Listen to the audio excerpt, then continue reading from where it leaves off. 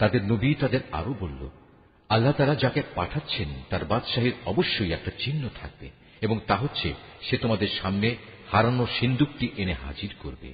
এতে তোমাদের জন্য আল্লাহর পক্ষ থেকে সান্ত্বনা ও প্রশান্তির বিষয় থাকবে। তাছাড়া এ অমূল্য সিন্ধুকে মুসা ও হারুনের পরিবার পরিজনের কিছু রেখে যাওয়া জিনিসপত্রও থাকবে। আল্লাহ তাআলার নির্দেশে তার ফেরেশতারা এই সিন্ধুক তোমাদের জন্য বহন করে আনবে। যদি তোমরা বিশ্বাস স্থাপন করো তাহলে তোমরা দেখবে এ সব কিছুতে তোমাদের জন্য এক ধরনের নিদর্শন রয়েছে। তো পেয়ে তালুত নিজ বাহিনী নিয়ে যখন এগিয়ে গেল, তখন সে তার লোকদের বলল, আল্লাহ তাআলা একটি নদীর পানি দিয়ে তোমাদের পরীক্ষা করবেন।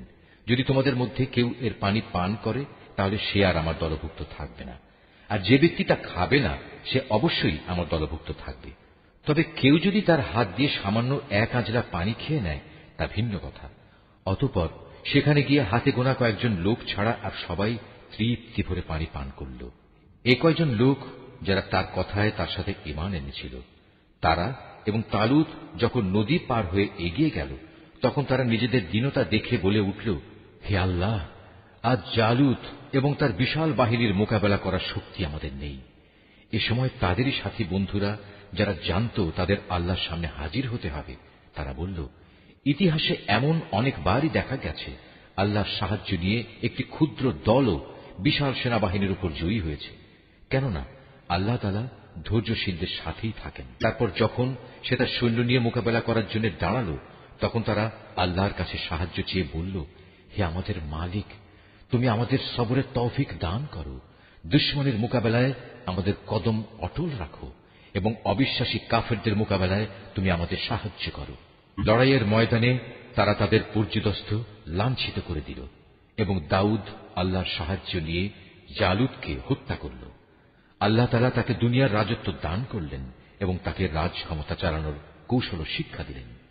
আল্লাহ তাআলা তাকে নিজ ইচ্ছা মতো আরো বহু বিষয়ে জ্ঞান দান করলেন।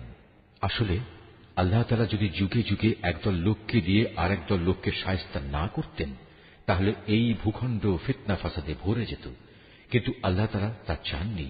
কেননা আল্লাহ তাআলা এ সৃষ্টিকুলের উপর বড়ই অনুগ্রহশীল। এ কিতাবে বর্ণিত এ সব ঘটনা হচ্ছে আল্লাহর এক একটা নিদর্শন মাত্র, যা যথাযথভাবে আমি তোমাকে শুনিয়েছি। এর কোন ঘটনাই তো তুমি জানতে না। তুমি অবশ্যই আমার পাঠানো নবী রসুলদের একজন। যে নবী রসুলরা রয়েছে এদের কাউকে কারো উপর আমি বেশি মর্যাদা দান করেছি। এদের মধ্যে এমনও কেউ ছিল যাদের সাথে আল্লাহ তাআলা কথা বলেছেন এবং এর মাধ্যমে কারো মর্যাদা তিনি বাড়িয়ে দিয়েছেন।